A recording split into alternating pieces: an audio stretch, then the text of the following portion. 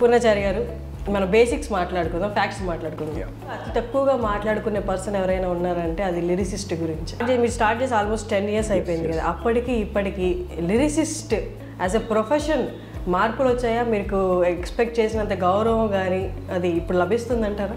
గౌరవం ఉందండి, గౌరవం ఉంది. బట్ కొన్ని ప్లేసెస్లో మిస్ అవుతుంటారు డెఫినెట్లీ.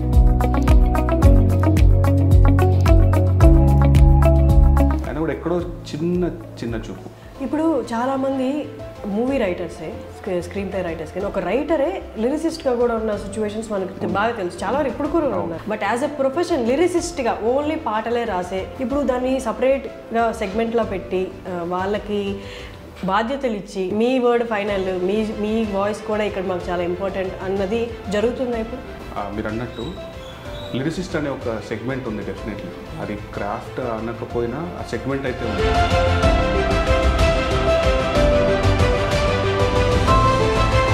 అవన్నీ మాకే చెప్పి మాతోనే రాయిస్తే బాగుంటుంది అనేది నా ఇంటెన్షన్. వీటన్నిటికీ సొల్యూషన్ అంటే అటువైపు వాళ్ళు కూడా నాకు బెస్ట్ కావాలి అన్నట్టు వాళ్ళు నలుగురికి ఇవ్వడం.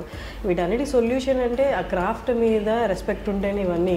రెమ్యునరేషన్ కానీ లేదంటే నెక్స్ట్ సినిమాకి ఏదైనా కలిసి పని చేద్దాం ఒక మాట కానీ చాలా బలం ఇస్తుందండి. సినిమాలు సంవత్సరానికి 2 వస్తాయా 3 వస్తాయా? వచ్చిన వాటిలో మళ్ళీ మీరు ఇందాక చెప్పినవన్నీ మళ్ళీ కన్సిడర్ చేయాలి. వస్తే పాత్ర ఉంటుందా ఉండదా? ఇవన్నీ వీటన్నిటి మధ్యలో ఎలా ముందుకెళ్ళగలుగుతున్నారు మీరు? ఒక్కసారి మీ గురించి చెప్పండి.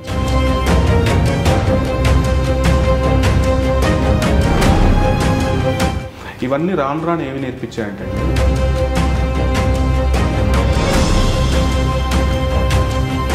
అది మీరు చూసే perception. Hello use, welcome to iDream Media. ఒక పాట ఉంటుంది, దాన్ని అందరూ ఎంజాయ్ చేస్తుంటారు. కానీ ఈ మధ్య కాలంలోనే నాకు తెలిసి 90s తర్వాతనే ఒక పాటకి ఆ లిరిక్స్ రాయడానికి రైటర్ ఉంటారు, ఆ రైటర్కి కూడా ఫ్యాన్స్ ఉంటారు అని తెలిసిందనమాట. అంతకుముందు వరకు జస్ట్ పాటను ఎంజాయ్ చేసేసి దాన్ని రిపీట్ మోడ్లో ఎంజాయ్ చేసి అక్కడ పక్కన పెట్టేయడమే. సినిమా అవగాహన పెరిగిన తర్వాత లిరిసిస్ట్ ఉంటారు అన్న అవగాహన కూడా పెరిగింది, వాళ్ళకు కూడా ఫ్యాన్ బేస్ అనేది ఫామ్ అయింది. ఇవాళ లిరిసిస్ట్ 150 మూవీస్కి పైన రాసిన లిరిసిస్ట్ పూర్ణచారి గారు మనతో ఇవాళ ఉన్నారు. నమస్తే. నమస్తే అండి, ఎలా ఉన్నారు? ఆల్ గుడ్ అండి, all good, thank you. Purnachari గారు, మన బేసిక్స్ మాట్లాడుకుందాం, ఫ్యాక్ట్స్ మాట్లాడుకుందాం. అన్ని క్రాఫ్ట్స్లో మ్యూజిక్ అనేది 50% సినిమాని ప్రారంభోసే క్రాఫ్ట్. అందులో సాంగ్స్ని ఎంజాయ్ చేస్తారు, కానీ అతి తక్కువగా మాట్లాడుకునే పర్సన్ ఎవరైనా ఉన్నారంటే అది లిరిసిస్ట్ గురించి. మీరు ఎంతో వర్క్ చేస్తారు, ఎంతో కృషి పెడతారు, బట్ చాలా తక్కువగా మీ గురించి మాట్లాడుకుంటారు. అనుకుంటారేమో కానీ అబ్బాయి ఎవరు రాశారా బాబు ఈ లిరిక్స్, అసలు ప్రారంభం పోసారు అంటారు కానీ బట్ ఆయన గురించి సెర్చ్ చేయడం కూడా తక్కువ ఉంటుంది. మన మీడియా పుణ్యమా అని ఈ మధ్య మీరు అందరూ బయటకు వచ్చి ఇంటర్వ్యూస్ ఇవ్వడం వల్ల చాలా మందికి తెలుస్తుంది. చాలా మంది ప్రొఫెషనల్ రాయడానికి కూడా మీరు ఇన్స్పిరేషన్గా మారుతున్నారు. ఐ హోప్ మన ఇంటర్వ్యూ వేళ వన్ సచ్ ఇన్స్పిరేషనల్ ఇంటర్వ్యూ అవుతుంది అనుకుంటున్నాను. Thanks for coming. సో చెప్పండి, ఇప్పటికీ మీరు స్టార్ట్ చేసి ఆల్మోస్ట్ 10 years అయిపోయింది కదా. అప్పటికి ఇప్పటికి లిరిసిస్ట్ వాళ్ళ ప్రొఫెషన్లో, మనం వర్క్ గురించి తర్వాత వెళ్దాం, యాజ్ ఎ ప్రొఫెషన్ మార్పులు వచ్చాయా? మీకు ఎక్స్పెక్ట్ చేసినంత గౌరవం కానీ అది ఇప్పుడు లభిస్తుందంటారా? గౌరవం ఉందండి, గౌరవం ఉంది. బట్ కొన్ని ప్లేసెస్లో మిస్ అవుతుంటారు డెఫినెట్లీ. మీరు అన్నట్టు ఇగ్నోర్ చేసే ఫ్యాక్టర్ ఎప్పుడు ఈ గౌరవాన్ని మించి డామినేటెడ్గానే ఉంది. అది చాలా చోట్ల అంటే ఈ పని మనం చేసాం కదా, రావాల్సిన గౌరవం ఎవరైనా ఎక్స్పెక్ట్ చేసేది అదే. పారితోషికం కానీ మిగతా థింగ్స్ అన్నీ తర్వాత ఉంటాయి. బట్ రైటర్ అనే వాడికి ముందు గౌరవం ఉంది. అది అనుకున్న స్థాయిలో లేదు అనిపిస్తుంది ఇప్పటికీ. Compare to the day one, ఇప్పటికి 10 ఏళ్ళ నుండి దాదాపు 150 సినిమాలు, దాదాపుగా 500 పాటల దగ్గరికి రాశాను.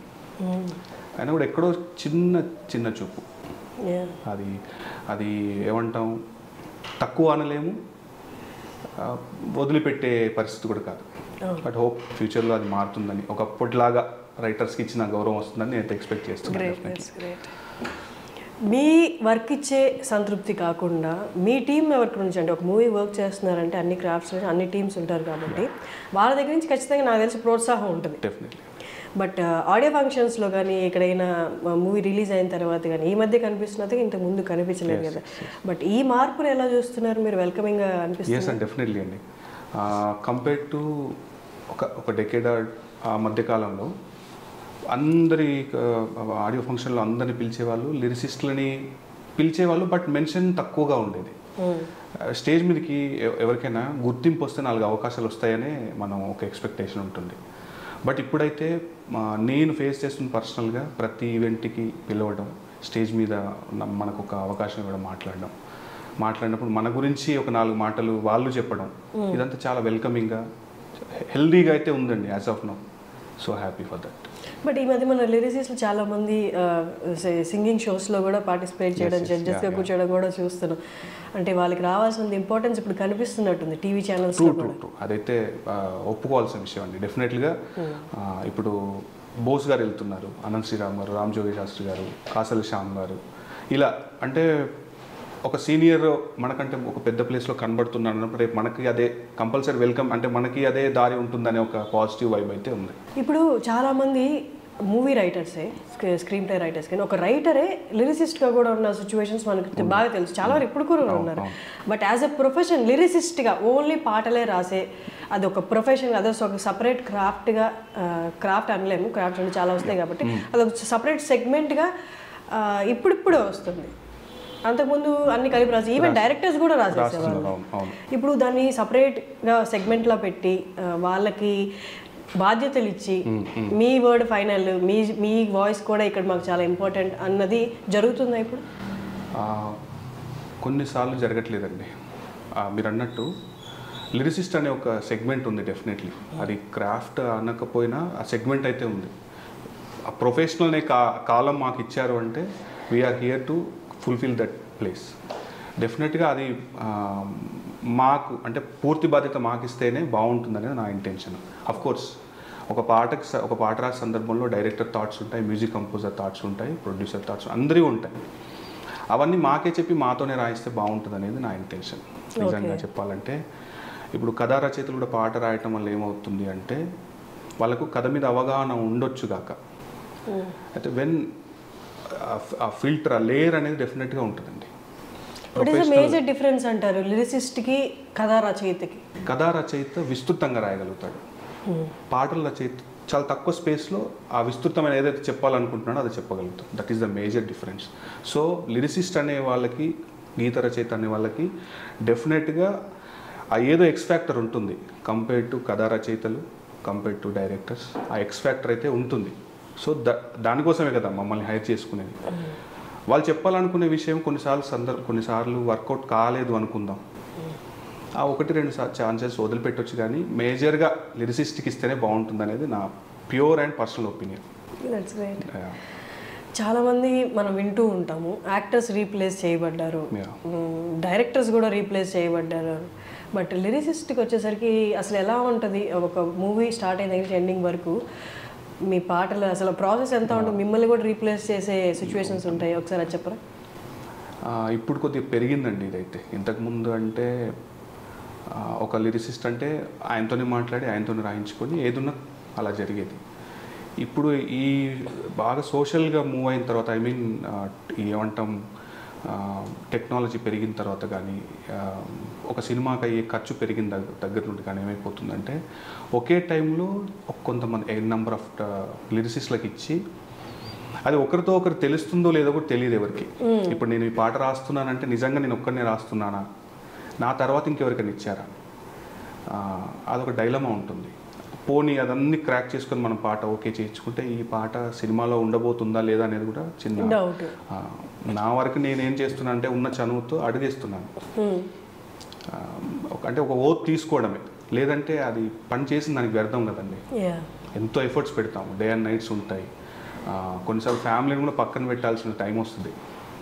అంత సాక్రిఫైస్ చేసినప్పుడు డెఫినెట్గా మనకంటూ ఒక ప్లేస్మెంట్ దొరకకపోతే వ్యర్థం అని. సో ఎక్కువసార్లు ఏమైపోతుందంటే చాలామందితో రాయించడం వల్ల ఎవరికి న్యాయం జరుగుతుందో అర్థం కావట్లేదు. అంటే ఇప్పుడు మీకు ఒక సందర్భం చెప్పి పాట రాయమని ఇచ్చేస్తారు, అలాగే మీతో పాటు ఇంకో 3 ఇచ్చారనుకోండి, అంటే ఇప్పుడు ఈ 4లో ఎవరిది ఫైనలైజ్ అయితే వాళ్ళకే పే చేస్తారా? అప్పుడు ఫర్ సపోజ్ రెండు విషయాలు మాట్లాడుకుందాం అండి.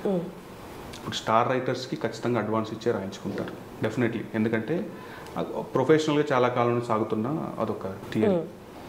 ఇప్పుడు నేను ఇంకా అప్కమింగ్ నుండి కొంచెం ఒక మిడ్ స్టేజ్లో ఉన్నాను. నాకు కొన్ని చోట్ల ఏమవుతుందంటే అడ్వాన్స్ ఇవ్వచ్చు, లేదంటే పాట ఓకే అయిన తర్వాత ఇస్తామనొచ్చు, ఏదో ఒక మాట మీదనే జరుగుతుంది. ఎక్కడ వేరే కొన్ని చోట్ల నాకు స్పేస్ ఉన్న దగ్గర నేను అడిగేస్తాను అండి, సార్ అడ్వాన్స్ ఇవ్వండి, ఇట్స్ ప్రొఫెషనల్గా ఇద్దరికి చాలా బాగుంటుందని. ఈ జంజాటంలో అయిపోతుందంటే వాళ్ళు తీసుకునే ఛాన్స్ ఏమంటే డబ్బులు అడుగుతున్నాడు కదా, సరే చూద్దాంలే అన్నట్టుగా పక్కకి వెళ్ళొచ్చు, వెనక్కి వెళ్ళే ఛాన్సెస్ ఉండొచ్చు. లేదు అంటే రేపు అంటే రాసిన తర్వాత కూడా వర్షన్ ఓకే అవుతుందా ఓకే అవ్వదా అంటే ఇప్పుడు డబ్బులు ఇస్తే ఆ గౌరవం వేరే ఉంటుందండి. ఖచ్చితంగా మనకి ఏమనిపిస్తుంది అంటే బాధ్యత వస్తుంది, ఇద్దరు వైపు బాధ్యత ఉంటుంది. రాయించుకునే వాళ్ళు కూడా సరే మనం డబ్బులు ఇచ్చాం కదా అనే ఫ్యాక్టర్ గాను, లేదంటే ఎంకరేజ్ చేద్దాం అనే ఫ్యాక్టర్ ఏదో ఒకటి మ్యూచువల్గా మాట్లాడి ఒక వర్షన్ క్రాక్ చేయొచ్చు. వేరే డబ్బులు ఇవ్వని దగ్గర ఏముంటుందంటే టేక్ ఇట్ లైట్, సరేలే, ఈ ఎఫర్ట్ అనేది కనబడదు అప్పుడు. చాలా సందర్భాల్లో అదే జరుగుతుంది. బట్ హోప్ అదంతా మాసిపోవాలని తొందరగా నేను కోరుకుంటున్నాను. అలా ఉండొద్దు. ఒక క్రియేటర్ అండ్ పర్టికులర్ లిరిసిస్ట్లు అనే సెగ్మెంటు ఎంత కాదన్నా సెన్సిటివ్ జోన్ అండి. అది ఒక పదం పుట్టడం కోసం వాడు ఎన్నోసార్లు పుడతాడో చేస్తాడు. అది అది అది మనం చెప్పలేమండి. అంటే మనం చదివినప్పుడు ఇంతే కదా అనిపిస్తుంది. ఆ ట్యూన్లో ఆ వర్డ్ పడటం కోసం వాడు ఎన్నిసార్లు ఎంత యుద్ధం చేసి ఉంటాడో ఒక లిరిసిస్ట్గా నాకు తెలుసు. సో నేనేమంటానంటే నా అప్పీల్ ఏంటంటే హంబుల్గా, మీకు ఒకవేళ నమ్మకం లేదనుకోండి ముందే చెప్పండి, ట్రై చేద్దామని చెప్పండి, అవుతుందో అవ్వదో చెప్పండి. కాకపోతే మేము పెట్టిన ఎఫర్ట్కి ఎంతో కొంత పే చేస్తే అదొక గౌరవంగా భావిస్తాం. పాట ఉంటే సంతోషం, పాట లేదు అన్నప్పుడు ఎంతో కొంత పే చేస్తే అట్లీస్ట్ ఆ తృప్తి అనేది మిగులుతుంది అంతే. అంటే పని చేసిన దానికి ఒక వేతనం లాగే. ఇది అంటే ఒక చిన్న పెయిన్తో చెప్తున్న విషయాలే తప్ప మరొక ఇష్యూ కాదు.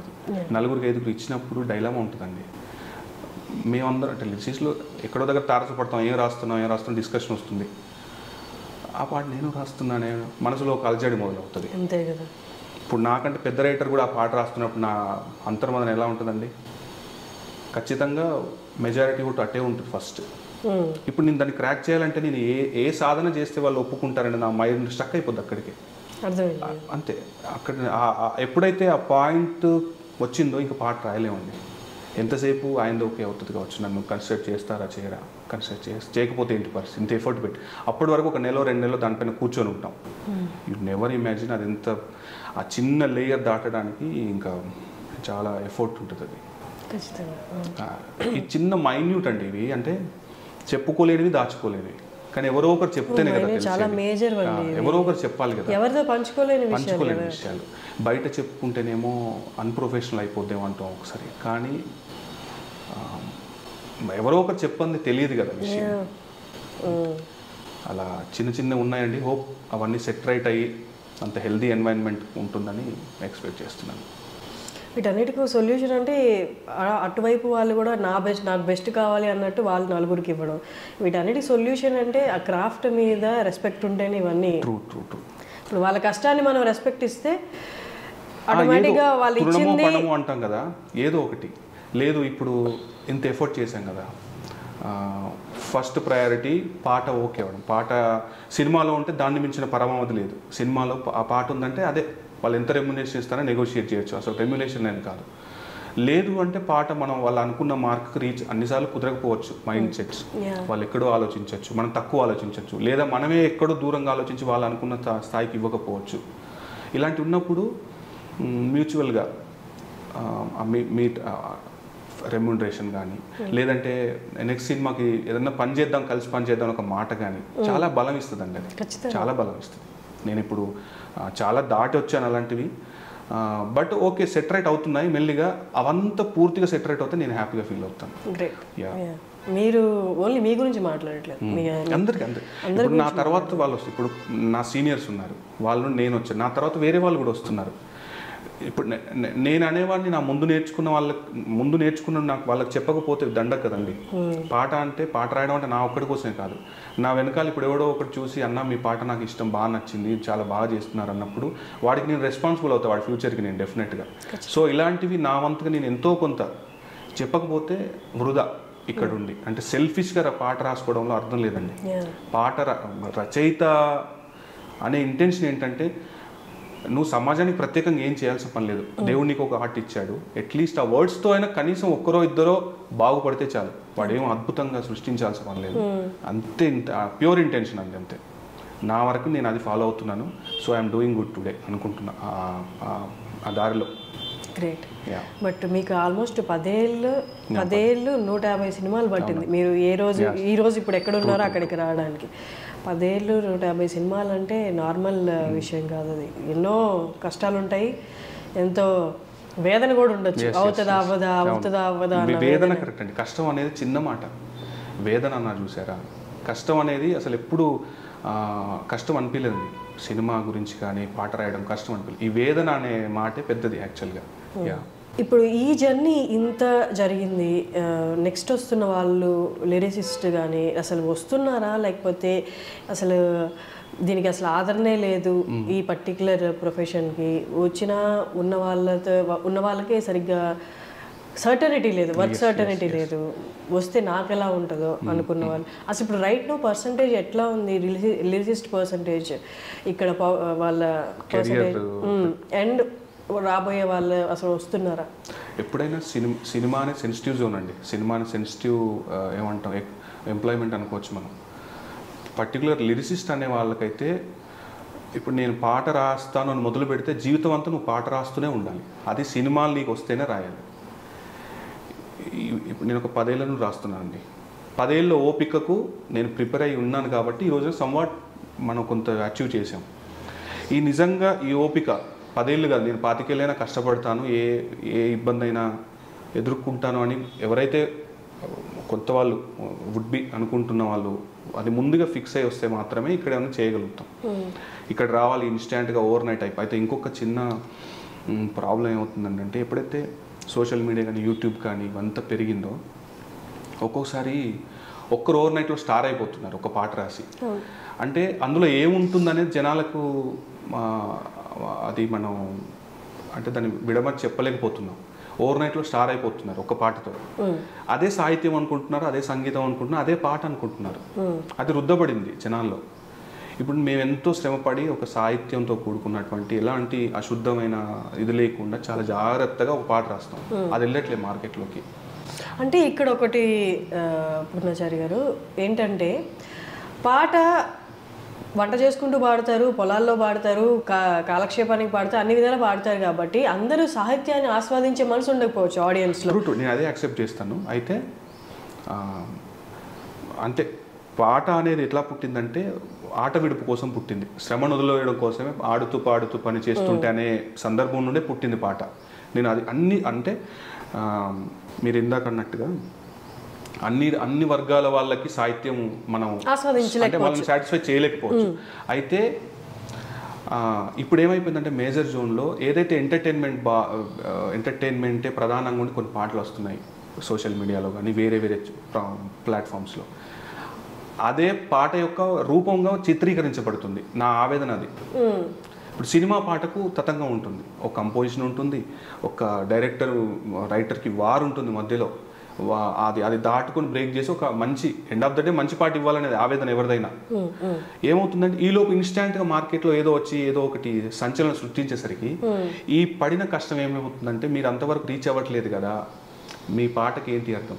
యాక్చువల్గా పాట స్థాయి అనేది ఇక్కడ మర్చిపోయి ఏదైతే మనం కొంచెం అది అంటే ఆడియన్స్ దగ్గర కాదు, మీకు డైరెక్టర్స్ దగ్గర నుంచి కానీ ప్రొడ్యూసర్స్ దగ్గర నుంచి వచ్చి కానీ రిక్వైర్మెంట్ అయిపోతుంది. అంటే ఎవరిని మనం కించపరిచేది లేదు, కానీ అది మారిపోతే బాగుండు. ఒకప్పుడు లాగా సినిమా పాటే ఒక చిన్న సాహిత్య విలువలతో కూడుకుంది సినిమా పాట అనేది గౌరవం ఉండేది. ఇప్పుడు ఏమైపోయిందంటే అంటే యూట్యూబ్లో కానీ ప్లాట్ఫామ్స్లో వేరే దాంట్లో మంచి పాటలు వస్తున్నాయి.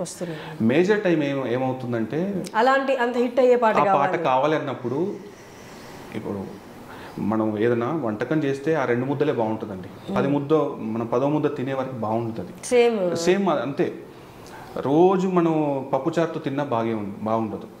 అట్లాగే ఒక పాట ఒకేసారి హిట్ అవుతుంది. మళ్ళీ అలాంటి రెప్లికా చేద్దామంటే పొరపాటే. లేదు దాన్ని కాదు అవే ఏదైనా చేద్దామంటే మీరు 100% వర్కౌట్ చేయొచ్చు. కనీసం ఛాన్సెస్ అంటుంది. ఒక పాటను రిఫరెన్స్ ఇచ్చి ఇలాంటి పాట మనం హిట్ కొట్టాలి 100 మిలియన్లు కావాలంటే చేయలేము, వృధా ప్రయాస. సో ఇలాంటి టార్గెట్ పెట్టుకొని సాహిత్యం ముందుకు తీసుకెళ్ళడం అనేది కష్టం. ఇప్పుడు పాత రోజుల్లో వేటూరి గారు, శాస్త్రి గారు, ఆత్రేయ గారు వాళ్ళు ఏ టార్గెట్లు పెట్టుకొని రాశారు, ఏ టార్గెట్లు పెట్టుకొని కంపోజ్ చేసి ఉంటారు వాళ్ళు? సందర్భమే. ఆ సందర్భానికి తగ్గట్టుగా మంచి సాహిత్యం, మంచి సంగీతం, మంచి గాత్రం కుదిరాయి, ఇప్పటికీ చిరస్మరణీయంగా ఉన్నాయి పాటలు. అలాంటి ఒక స్వచ్ఛమైన ప్రయత్నం జరగాలనేది నా అమ్ములప్పి. సో ఇలాంటి చిన్న చిన్న డీవియేషన్స్ వల్ల ఏమైపోతుంటే సినిమా పాట అనేది కొంచెం స్థాయి తగ్గించబడిందేమో అనేది చిన్న బాధ అయితే ఉంది. లెటస్ చూద్దాం. ఇప్పుడు మనం పూర్ణచారి గారు ఫినాన్షియల్స్ పార్ట్ కొద్ది, ఎందుకంటే ఇంటర్వ్యూ చూసే వాళ్ళు చాలా మందికి ఆలోచన ఇదే ఉంటుంది, 10 ఏళ్లలో 150 సినిమాలు ఎంత పే చేస్తారు, రాసిన ప్రతి సినిమా వాళ్ళు పే చేస్తారా అన్నది ఒక క్వశ్చన్. పే చేస్తే ఎంత పే చేస్తారు, సర్వైవింగ్ ఎలాగా, ఇండివిజువల్ సర్వైవింగ్ కష్టంలా ఉంటుంది, ఫ్యామిలీ ఉంటుంది, సినిమాలు సంవత్సరానికి 2 వస్తాయా 3 వస్తాయా, వచ్చిన వాటిలో మళ్ళీ మీరు ఇందాక చెప్పినవన్నీ మళ్ళీ కన్సిడర్ చేయాలి, వస్తే పాట ఉంటుందా ఉండదా, ఇవన్నీ వీటన్నిటి మధ్యలో ఎలా ముందుకెళ్ళగలుగుతున్నారు మీరు? ఒక్కసారి మీ గురించి చెప్పండి చాలు. సో ఇప్పుడు నా మట్టుకు నేను అంటే పాట రాస్తున్న మొదట్లో ఇది తెలియదండి, ఎక్సర్సైజ్ ఏం తెలియదు. అప్పుడు ఏంటంటే మనం పాట రాస్తే చాలు, బ్యాచిలర్ కూడా 10 ఏళ్ల క్రితం బ్యాచిలరు, మనకు బాధ్యతలు లేవు, పాటకి 5,000 వస్తే చాలరా అనుకునే దగ్గర మొదలైంది ప్రయాణం. ఆ తర్వాత అయ్యో మనం పాట రాస్తున్నామేమో, మనకు డబ్బులు రావాలి కదా అనే ఆలోచన మొదలైంది. ఆ తర్వాత ఫ్యామిలీ రెస్పాన్సిబిలిటీస్, ఇవన్నీ రాను ఏమి నేర్పించాయంటండి, ఒక పని చేస్తే మనం we should be paid definitely. ఒక పనికి నిర్ణీతమైన ఒక మనం రెమ్యునరేషన్ అయితే తీసుకోవాలి. బట్ ఇక్కడ తీసుకోవడం అంటే మన గవర్నమెంట్ జాబ్ లాగా టెన్షన్గా ఏమి ఉండదు. స్కిల్, మీరు ఎలా అప్రోచ్ అవుతున్నారు, ఏం రాబట్టుకోగలుగుతున్నారు, మీ పని ద్వారా మీరు ఎంత, నేను ఇది market tag, price tag fix చేసుకోవాలి. అంటే నేను ఏం చేశాను. సో మన పాటే మన ప్రైస్ ట్యాగ్ ఫిక్స్ చేస్తుంది, దానికోసం మన ఎఫర్ట్ ఏంటి అంటే రాను ఏమైపోయి ఇది ఒక స్కిమాటిక్గా డివైడ్ చేసుకున్నానండి. మొదట్లో రాసాం, ఒక 10 పాటలు రాసాం. 10 పాటలు రాస్తున్నాం కానీ ఫినాన్షియల్గా లేదు, డెఫినెట్గా వెనకబడే ఉన్నాం కంపేర్ టు, అంటే ఒక ప్రొఫెషనల్ డిగ్రీ చేసుకుని వచ్చి అక్కడ జాబ్ చేసుకుంటే బాగుండేది కదా అనే పొజిషన్ నుండి అక్కడ ఏదో సమ్ సర్టెన్ శాలరీ వచ్చి అదంతా వదిలేసి ఒక జీరోతో మొదలుపెట్టినప్పుడు ఖచ్చితంగా వ్యాక్యూమ్ ఉంటుంది మనకి. ఒక 10 పాటలు రాసాము లేదు, 20 పాటలు రాసాము లేదు, ఒక 50 పాటలు రాసాము లేదు. సో ఇలా కాదు, ఒక చిన్న ఎక్సర్సైజ్ మొదలుపెట్టాను. పాటతో పాటు రెమ్యునరేషన్ వస్తే దాన్ని ఐడియల్గా ఎలా మనం షఫిల్ చేసుకోవాలి. ఇప్పుడు ఈ నెల ₹1,00,000 సంపాదించామండి, నెక్స్ట్ నెల ఉండకపోవచ్చు, లేదా కరోనా లాంటిది ఉపద్రవం రావచ్చు, మళ్ళీ చెప్పలేం, ఎనీథింగ్ కెన్ హ్యాపెన్ ఈ రోజుల్లో అన్నప్పుడు కొంచెం ఫోకస్డ్గా. ఫినాన్షియల్గా ఎప్పుడు స్టేబుల్ ఉండదండి, సినిమా వాడే పరిస్థితి ఎప్పుడు స్టేబుల్ ఉండదు. ద థింగ్ ఈజ్ రూపాయిని నువ్వు ఎలా చేస్తావు, మేనేజ్ చేయడమే ముఖ్యం. అయితే రాదా ఖచ్చితంగా మనం సంపాదించలేమా అనే టాస్క్ కూడా లేదు. ఆ విల్ పవర్, ఆ ఓపిక, ఆ నమ్మకం ఉందంటే మనం ఎంతోమందిని చూస్తున్నాం ఈ రోజున, ఎంతోమంది లైవ్ ఎగ్జాంపుల్స్ కనబడుతుంది. నాతో పాటు ట్రావెల్ చేసిన వాళ్ళు, నాకంటే ముందున్న వాళ్ళు, కొత్తగా వచ్చిన వాళ్ళు, డెఫినెట్గా టైం స్పేస్ అనేది మీకు కంపల్సరీ ఇస్తుంది. ఇచ్చే వరకు మీరు ఎలా మేనేజ్ చేస్తారు, ఒక ప్రొడక్షన్ హౌస్ నుండి మనం రెమ్యునరేషన్ ఎలా తీసుకోవాలి, మన మార్కెట్లో మన పాటకి మన ప్రైస్ ట్యాగ్ ఎలా ఫిక్స్ చేసుకోవాలి, ఇవన్నీ ఆర్గనైజ్డ్గా చేసుకోవాలండి డెఫినెట్గా. సినిమా వాడంటే జులై ఉంటారు, ఒక చిన్న అపవాదం ఉంది మార్కెట్లో. అఫ్కోర్స్ వాడు కనబడే విధానం మీకు అలా ఉంటుంది, కానీ సినిమా వాడు ఎప్పుడు జులై వాడు కాదు, వాడికి బాధ్యత ఉంటుంది. దాన్ని మించిన చాలా మందికి ఇది నేను అంటే ఇది దయచేసి తుడిచిపోవాలనేది సినిమా వాడికి అంటే అంటే వాడికి ఒక బాధ్యత ఉండదు, రగ్గిష్గా ఉంటారంటే అది మీరు చూసే పర్సెప్షన్. వెనకాల బోర్డు, బ్లాక్ బోర్డు వెనకాల తెలుపు ఉంటుందని ఎవరికి తెలియదు.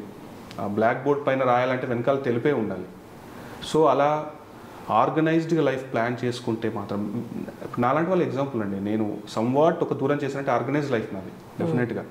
ఈ రోజున వచ్చే రూపాయిని నేను కాపాడుకుంటూ, ఫ్యామిలీని చూసుకుంటూ, రేపు రాబోయే ఫ్యూచర్లో ఏదైనా అయినా కూడా నేను జాగ్రత్త పడుతూ వెళ్తున్న జర్నీ నాది. సో ఇలా ఉంటే ఎవరైనా సక్సెస్ అవుతారండి. అయితే ప్రైమరీగా డబ్బు సంపాదించడమే ముఖ్యం అని వస్తే మాత్రం దెబ్బతింటాం. అదైతే నేను చెప్పాలనుకుంటున్నాను. సినిమా అనేది నీకు డబ్బు ఇస్తుంది, నీ ఓపికను పరీక్షించిన తర్వాతే.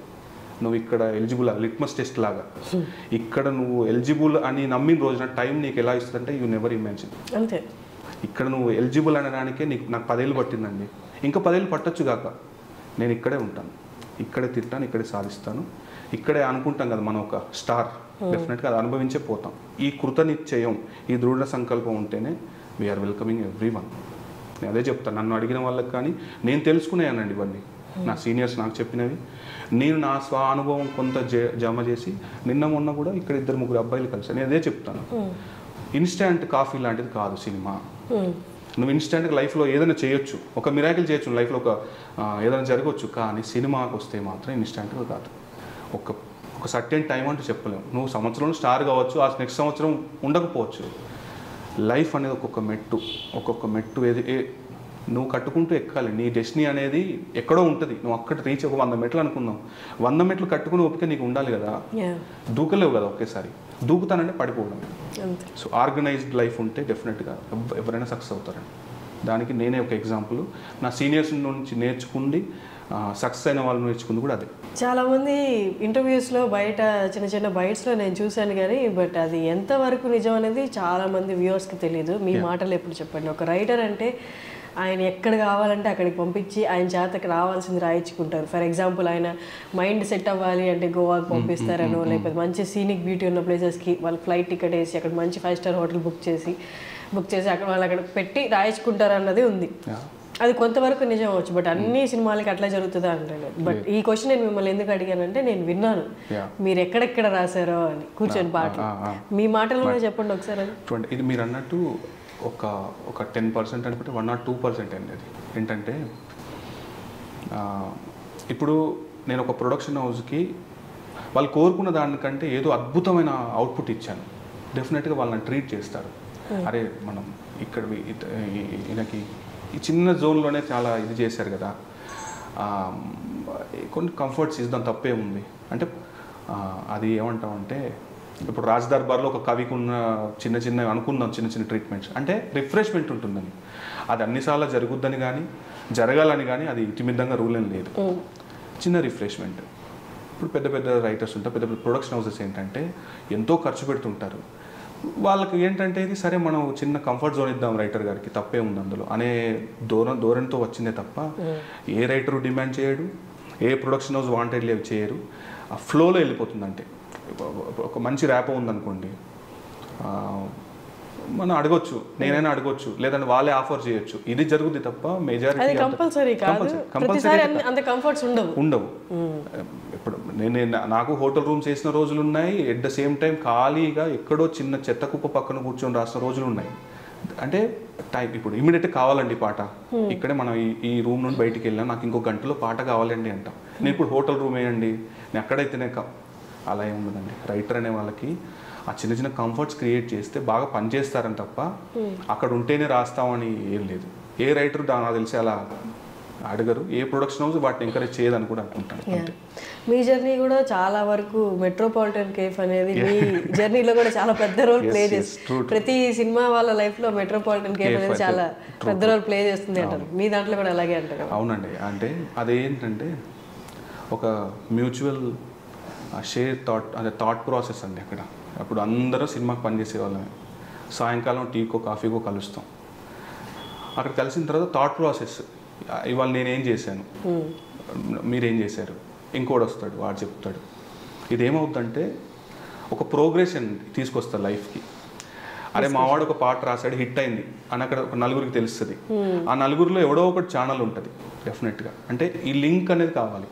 మెట్రోపాలిటన్ కేఫ్ ఏంటంటే చాలామంది సినిమా వాళ్ళు, ఆస్పిరెంట్స్, ఆల్రెడీ సినిమాలో ఉన్న వాళ్ళు, కొంత సక్సెస్ సాధించిన అందరూ ఉంటాయి, అన్ని మైండ్ సెట్స్ ఉంటాయి. ఒకరి నుండి ఒకరికి ఏమవుతుందంటే అవకాశం రావచ్చు. అక్కడ రేపు ఎవరో ఒక డైరెక్టర్, అందరూ సాధించాలని వచ్చిన వాళ్ళు కదా, అవుట్ ఆఫ్ 10 ఒకరో ఇద్దరు అవుతారు డెఫినెట్లీ.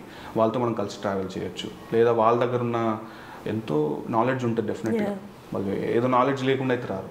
సరే అలాంటి సెంటర్స్ ఏమవుతుందంటే థాట్ ప్రాసెస్ అయినా పెరుగుద్ది, ఒక అవకాశం దొరుకుతుంది, లైఫ్కి చిన్న ఊతం అయితే ఉంటుందండి. అది హోప్ పెరుగుద్ది డెఫినెట్లీ. మనం అంటే అదొక ఫ్యామిలీ లాగా ట్రీట్ చేయబడుతుంది అక్కడ. అరే వీడు నా మనవాడే కదా, సినిమా వాడే అనేది అదే రిలేషన్. ఇంకా అంతే. కొత్త వాళ్ళు వచ్చి ఇమ్మీడియట్గా ఎవడో వస్తారు, అక్కడ మనం మాట్లాడుతుంటాం, బ్రో ఆ పాట విన్నాను బ్రో, ఎంత బాగా రాసేవాడు అసలు. అతనికి నాకు అప్పటికి పరిచయం ఉండదు. ఆ మాట చాలు, ఆ చిరునవ్వు చాలు. అరే మావాడే రాని భుజం మీద చేయటం, పద బ్రో ఒక టీ ఒక కాఫీ తాగుదాం, దేర్ ద స్టార్ట్స్. అక్కడ మొదలవుద్ది. రేపు వాడు పెద్దోడవచ్చు, నేను పెద్దోడవచ్చు, ఇంకా ఎంతమంది అంటే సక్సెస్ అంటే ఒక గుంపుగా వెళ్ళి సక్సెస్ కొట్టడం ఉంటుంది చూసారా, దట్ ఈస్ ద బ్యూటీ. మన గెలుపులో కూడా కొంతమంది కొంతమంది మనకు ప్రత్యక్షంగా సాయం చేయకపోవచ్చు, వాళ్ళు అక్కడ ఒక చిన్న మోటివేషన్ అంటే బ్రో ఇట్లాంటివి వస్తాయి, అప్ అండ్ డౌన్స్ వస్తాయి, మనకు తెలుసు, అయినా కూడా ఒక చెప్పే వాయిస్ కావాలి. మన లోలో ఉంటాం అన్నిసార్లు, మన లైఫ్ ప్యారలల్గా అంటే అన్నిసార్లు హ్యాపీ మూమెంట్స్ ఉండవు. కొంచెం డల్గా ఉన్నప్పుడు ఎవడో వస్తాడు, ఏం చారి ఏం అంటే ఇలా అయింది, కమాన్ చీరప్ మ్యాన్ పదా, ఒక టీ తాగుదాం, ఒక కాఫీ తాగుదాం, ఒక బిస్కెట్ ఒక సమోసా తిందాం, అయిపోద్ది అక్కడితోటి. అక్కడ ఒక చిన్న కామబడి మళ్ళీ నెక్స్ట్ కొత్త మూమెంట్ స్టార్ట్ అవుతుంది. This is the only profession అండి. మీ ప్రొఫెషన్లో మీరు ఏ పార్ట్ అయినా ఉండొచ్చు, ఏ క్రాఫ్ట్ అయినా సంబంధించిన వాళ్ళు ఉండొచ్చు. మిమ్మల్ని జనాలు గుర్తుపట్టారంటే రోడ్లో వెళ్తున్నా మీ దాకా వచ్చి మేము పలకరించకపోవచ్చు, కానీ దూరం నుంచి మిమ్మల్ని నవ్వుతారు, మిమ్మల్ని చూసి నవ్వుతారు, మీరు నవ్వుతారు, అంతే చాలు. అది సక్సెస్. అది ఎంత బ్యూటీ అంటే అది ఎంత సంతోషం ఇస్తుంది అంటే ఇంకా మనం చెప్పలేము. అది ఆ రెమ్యునరేషన్లు కానీ ఇవన్నీ అప్పుడు కనబడవు, ఇంకా పడిన శ్రమకి. ఎస్, మొన్న రీసెంట్గా సప్తసాగరాలు దాటి అనే పాట రాశాను, కన్నడ డబ్డ్ వర్షన్. కన్నడ పాటకి ఎంత ఇది వచ్చిందో అంత వచ్చింది. నాకు చాలామంది తెలియని వాళ్ళు వచ్చి మాట్లాడటం, అంటే ఒక సినిమా పాటకి నిజంగా అంటే ఆదరణ తగ్గింది అని మనం కొన్నిసార్లు అనుకుంటుంటాం కదా, తగ్గలేదు యాక్చువల్గా. ఇలాంటి బూస్టప్లు వస్తుంటాయి. అయితే జెన్యున్గా మనసా వాచ కర్మ అనుకుని రాస్తే ఆ పనికి అవుద్ది, కొంచెం టైం పట్టొచ్చు. ఇన్స్టాంట్ సక్సెస్ ఎప్పుడు ఉండదండి, నేనైతే నమ్ముతానని. ఇన్స్టాంట్గా వచ్చింది అంతే, ఆ బ్రూ కాఫీ పైన ఉన్నట్టు ఆ నురగలాగే లోపల టేస్ట్ పోయిన కొద్ది తగ్గుద్ది. సాలిడ్గా మరగబెట్టిన ఛాయ్కే ఎక్కువసేపు ఉంటుంది ఆ ఫ్లేవర్. కానీ అట్లా ఎక్కువ కష్టపడి తెచ్చిన సక్సెస్ చాలా బాగుంటుంది అనేది I'm going to face it అని చూస్తున్నా ఎప్పుడు వస్తుంది అలాంటి ఒక సక్సెస్ అని. వస్తుంది ఖచ్చితంగా. మీరు అన్నట్టు మనసా వాచ కర్మ చేస్తాం, సొల్యూషన్ అంతే, అదే సొల్యూషన్. వేరే సక్సెస్కి షార్ట్ కట్స్ ఉండవండి, స్ట్రైట్ ఫార్వర్డ్ వెళ్ళండి, ఉంతలు రాళ్ళు తప్పలు, కష్టపడండి, తెచ్చుకోండి, నేర్చుకోండి, గెలవండి, అంతే. మీ అప్కమింగ్ ప్రాజెక్ట్స్ ఏంటి? విశ్వక్సేన్ గారికి దాస్ కదమ్కి తర్వాత ఇంకో 2 ప్రాజెక్ట్స్ రాస్తున్నాను.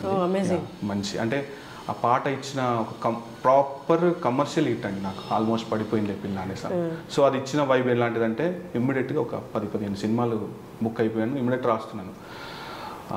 అల్లరి నరేష్ గారికి బచ్చల మల్లి అనే సినిమా రాస్తున్నాను, రాజ్ తరుణ్ గారికి ఒక 2 సినిమాలు రాశాను, హీరో సత్యదేవ్ గారికి ఒక 2 సినిమాలు ఉన్నాయి. కొన్ని క్రేజీ కాంబినేషన్స్ అయితే అవుతున్నాయండి, పెద్ద ప్రొడక్షన్ హౌసెస్లో పెద్ద లావిష్ సెటప్లో అయితే రాస్తున్నాను. హోప్ అంటే అన్ని స్మూతర్ వేలోనే వెళ్తున్నాయి, but we never know. 10 years of struggle అయిపోయింది, ఇప్పుడు నెక్స్ట్ ఇంకా fruitful stage. Yes, first half అయిపోయింది, ఒక చిన్న బ్రేక్ తీసుకున్నాను.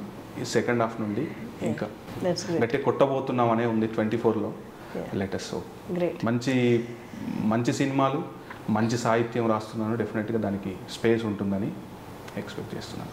దట్స్ గ్రేట్ అండి, గ్రేట్ టాకింగ్ టు యూ. నాకు మొత్తం మీద ఈ మొత్తాన్ని కన్క్లూడ్ చేసి చెప్పాలి అంటే ఇంటర్వ్యూ మొత్తాన్ని ఎప్పటి నుంచో ఉన్నదే మళ్ళీ ఇంకా నొక్కి మనం చెప్తున్నాము. మీ కళను నమ్ముకోండి, దాని మీదే మెడిటేట్ చేయండి, దాని మీదే మీ ధ్యానం ధ్యాస అన్నీ పెడితే ఖచ్చితంగా వస్తుంది, మీరేం కంగారు పడాల్సిన అవసరం లేదన్నట్టు. థ్యాంక్స్ అలాట్ అండి, thanks a lot for coming and thanks a lot for giving your time to iDream. Thank you so much.